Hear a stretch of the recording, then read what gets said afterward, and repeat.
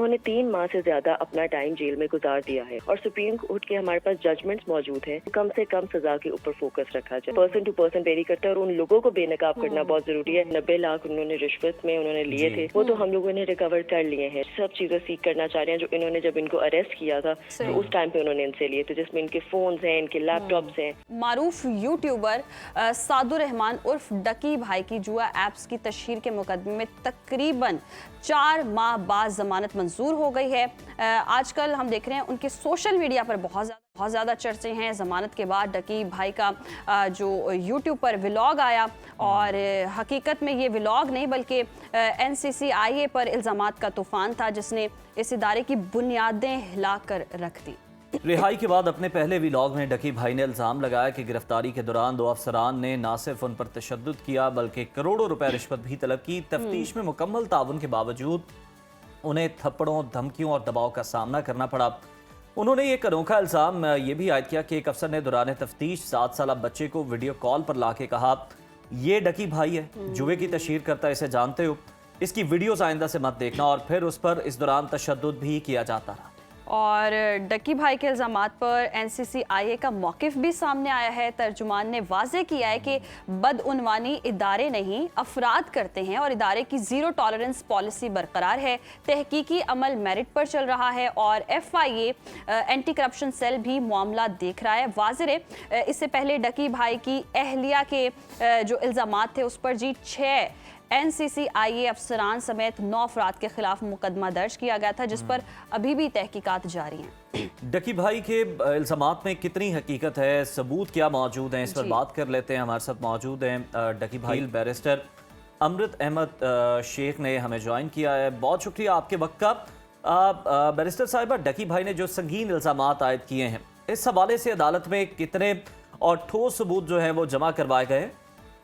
السلام علیکم. سب سے پہلے thank you so much for having me on your show. And میں یہ سمجھتی ہوں کہ یہ بہت زیادہ اہم ٹاپک ہے اور اس کے اوپر سب کو انلائٹن بھی ہونا چاہیے ڈیفینیٹلی.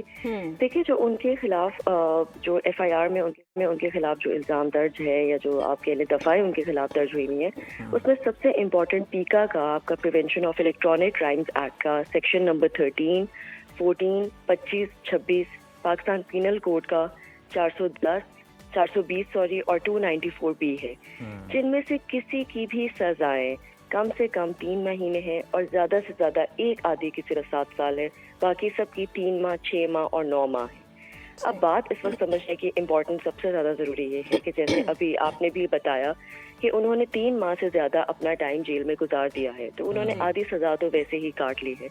جہاں تک بات آتی ہے دوسری, اس میں ہے فائن اور اتنی زیادہ پنشمنٹ آپ کو مل سکتی ہے ڈسکریشن آف دا کورٹ کے اوپر, جس کو ہم لوگوں نے بیل میں بھی جب ہم لوگوں نے ان سے لی تھی تو کورٹ سے ہم نے آرگیو کیا تھا, اور سپریم کورٹ کے ہمارے پاس ججمنٹس موجود ہیں جس میں انہوں نے صاف صاف یہ بات کی ہوئی ہے کہ جب تک آپ کا کرائم پروہیبٹری کلاز میں نہیں فال کر رہا, اور پروہیبٹری سے مراد یہ ہے کہ کوئی ایسا سنگین قسم کا جرم جس کی ناقابل معافی ہے یا کوئی بیلیبل آفینس نہیں ہے, تو آپ اس کے اوپر سیکھ کر سکتے ہیں بیل بھی, اور آپ کو ججز کو آرڈر بھی دیے گئے ہیں اور تاکید کی گئی ہے کہ وہ کم سے کم سزا کے اوپر فوکس رکھا جائے.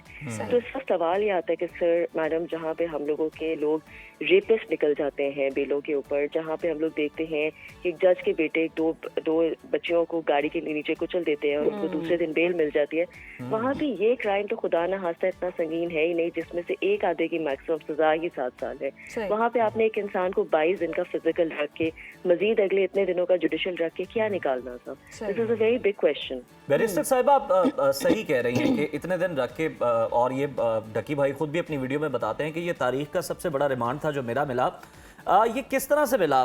ایک آپ نے اسلام آباد حادثے کا بھی ذکر کیا, اور پھر ڈکی نے جو ذکر کیا تھا کہ واٹس ایپ پہ مجھے دکھایا گیا کہ یہ انصاف فراہم کرنے والے, یہ آن بورڈ ہیں, ہم جس طرح کہیں گے اس طرح ہی ہوگا.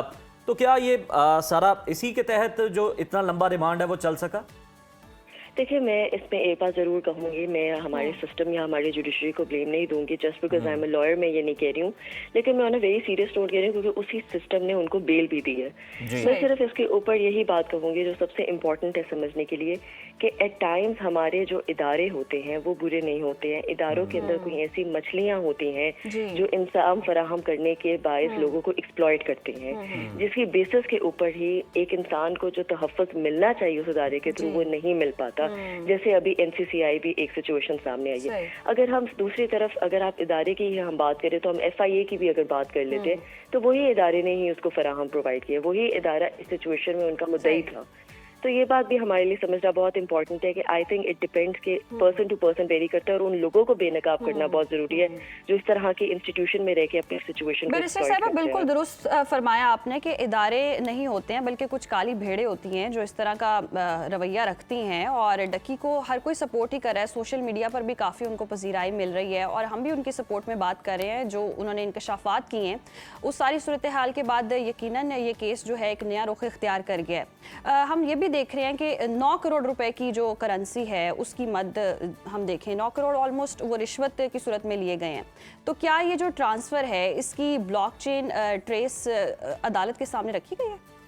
मैडम, इसकी जो हम लोगों की समाअत है वो 20 दिसंबर को इंशाल्लाह होगी और 20 दिसंबर को उनके चार्जेस भी फ्रेम होंगे और उसके बाद ये ट्रायल इंशाल्लाह कोर्ट में चलेगा, जिसके अंदर हम सारे ये एविडेंस पेश करेंगे कि किस तरीके से इसकी ट्रायल में क्या है, कौन से उन्होंने अपने एसेट्स बेचे जिसके अंदर उनके ये पैसे आते हैं, कितनी उन्होंने ट्रेडिंग की जहाँ से उनके पैसे इन हुए और आउट हुए, और हमारे पास सब चीज़ें मौजूद हैं। तो इंशाल्लाह ताला वो हम लोगों की समाअत में सामने आएंगी।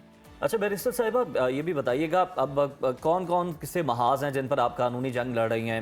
मतलब एक तो सज़ा दिलवाना चाह रहे हैं ये जो 6 अफसरान हैं इनको, और उसके अलावा ये जो 9 करोड़ रुपए जो बाद में पहले तो रिश्वत की मद में लिए गए, बाद में माले मुकदमा या किसी और खाते में डालकर सरकार के पास जमा करवा दिए गए, ये भी हासिल करने की कोशिश की जा रही है। ज़रा बताइएगा कि कौन कौन से महाज हैं इस पर? देखिए, ये भी हम लोगों ने जाहिर सी बात है रिकवर तो करने हैं क्योंकि हम लोगों ने जैसे वो 90 लाख उन्होंने रिश्वत में उन्होंने लिए थे वो तो हम लोगों ने रिकवर कर लिए हैं जो सीजर मेमो में थे।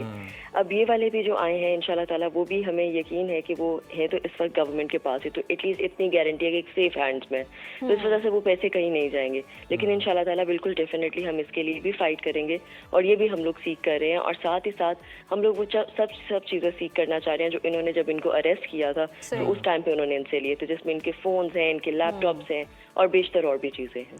अच्छा बैरिस्टर साहिबा, हमने देखा है कि कुछ माहिरीन ये भी कहते हैं कि जिस सोशल मीडिया पर इस तरह के व्लॉग करके जो कानूनी तौर पर केस होता है वो मजबूत नहीं रहता, मौक़िफ़ यही सामने आया। आपको क्या लगता है ऐसी वीडियोस से आपका मौक़िफ़ मजबूत होगा या कमज़ोर होगा?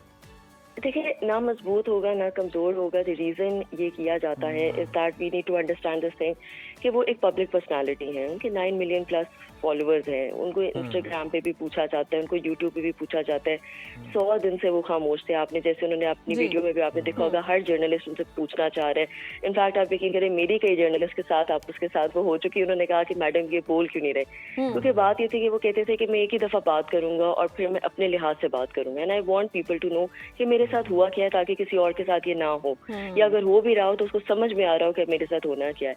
क्योंकि माजी में हमने नहीं ऐसे देखा कि ट्रेडिंग के ऊपर या क्रिप्टो के ऊपर अगर किसी की गिरफ्तारी डाली जाती है तो उसके साथ कॉन्सिक्वेंसेस क्या किए जाते हैं, ये पहले ही एक चीज सामने आई है और ये लोगों के लिए भी प्रेसिडेंट सेट हुआ है। तो इस वजह से शायद ये बातें उनकी तफसीलन बताना जरूरी थी और लोगों तक आगाही देना जरूरी है। इसका केस के ऊपर बिल्कुल किसी तौर पे हर नहीं इम्पैक्ट, ना पॉजिटिव ना नेगेटिव, कुछ भी नहीं होगा। अच्छा बैरिस्टर साहिबा, दो आपको पता है कोई भी मामला हो दो मुख्तलिफ आरा जो हैं वो पाई जाती हैं, 2 से ज़्यादा भी होती हैं, लेकिन अब जहाँ पर बहुत बड़ी तादाद सपोर्ट कर रही है डकी को, वहीं पर कुछ लोग ऐसे भी हैं जो कह रहे हैं कि बेशक बाकी लोगों ने भी किया, इससे ये साबित नहीं होता कि आपने जो किया वो ठीक था। यानी गैर कानूनी जुए की ऐप्स की तशहीर के हवाले से वो बात कर रहे हैं। तो बहुत सारे लोग और भी इस पर इन्वॉल्व हैं जिन्होंने ये किया, तो लोग ये भी मौक़िफ़ दे रहे हैं कि जनाब ये असल जुर्म से तवज्जो हटाने के लिए किया जा रहा है इदारे पर हमला। इस पर आपका क्या मौक़िफ़ है, क्या जवाब देना चाहेंगे? कि लॉ की एक टर्म है इनोसेंट अनलेस प्रूवन गिल्टी। पहली बात हमारा मुझे लगता है कि एक इंसान की शायद हम लोगों का एक तरीका कार होता है कि जो मुलजिम होता है ना, हम उसको मुजरिम अपनी किताबों में पहले ही कहते थे जब तक कोर्ट ने उसको कन्विक्ट नहीं किया होता। अभी ट्रायल चलेगा इंशाल्लाह ताला, अभी तो चार्जेस फ्रेम नहीं हुए, और इंशाल्लाह ट्रायल में जब हम उन्हें एक्विट करवा लेंगे, जो कि सबके सामने आएगा, वो चीज़ पता चल जाएगा कि किस तरीके से उनकी गलती नहीं है। और मैंने सर आपको जैसे अभी बताया मैडम कि जो चार्जेस भी उन पे फ्रेम होने हैं, जो चलान में उन्होंने पेश किए गए, जो FIR में पेश किए गए हैं, वो इतने हीनियस क्राइम्स है ही नहीं जिन पे इतनी बहुत बड़ी सजाएं दी जाए। तो अगर मिनिमम सजा के ऊपर भी फोकस किया जाए सुप्रीम कोर्ट की जजमेंट्स के ऊपर, तो इतनी तो सजा उन्होंने वैसे ही काट लिया। तो ज्यादा से ज्यादा अगर देना भी होगा तो क्या थोड़ा बहुत फाइन देना होगा, क्योंकि ये वो चीजें हैं ही नहीं जिसके ऊपर आप किसी को सारी जिंदगी की सजा दे दो या आप किसी किस्म की उसके ऊपर किसी और तरह की चीजें उसको पे लगा दो। So this is something what we need to understand. और सबसे इंपॉर्टेंट बात है, अभी ट्रायल में जाहिर है मैटर स्टार्ट होगा, हमें अपनी जुडिशरी पे यकीन है कि वो जस्टिस देंगे, और तभी हम बात ये कर सकते हैं कि क्या वाकई कोई ऐसा क्राइम हुआ भी था या नहीं। लास्टली बैरिस्टर साहिबा, अगर आपके पास वाकई ठोस शवाहिद हैं तो फिर अब तक NCCIA के खिलाफ आईनी पिटीशन क्यों नहीं दायर हुई, और अगर होनी है तो कब तक दायर होगी? देखिए, अभी तक तो they are behind the bars, अभी तक तो उन्होंने अपनी बेल्स के लिए भी अप्लाई नहीं किया। डेफिनेटली जब वो अपनी बेलों के लिए अप्लाई करेंगे तभी हम कंटेस्ट करेंगे और इसको आगे लेके चलेंगे। तो इंशाल्लाह ताला इसके बाद इसको भी प्रोसेस में लेके आया जाएगा। अच्छा बैरिस्टर साहिबा, ये भी बता दीजिएगा कि जब आप इस केस को परस्यू करेंगी तो कितनी सजा इन अफसरान को हो सकती है? वैसे देखिए, डिपेंड करता है, डिस्क्रेशन ऑफ द कोर्ट है। जो दफाएं उन पे दर्ज हुई हुई हैं उनकी बेसिस के ऊपर है। कई लोगों को सस्पेंड कर दिया जाएगा, कई लोगों को हो सकता है उनका तबादला कर दिया जाए और किसी ऐसी पोजीशन में उनको बिठा दिया जाए जो शायद उनके लिए नाकाबिले कबूल हो, और कई जगहों पे ये भी हो सकता है कि उनको ऑफ ड्यूटी कर दिया जाए। ये डिपेंड करता है, एंड अगेन ये डिस्क्रेशन ऑफ द जज के ऊपर है। बिल्कुल ठीक है, बहुत शुक्रिया बैरिस्टर अमृत अहमद शेख साहिबा हमारे साथ थी।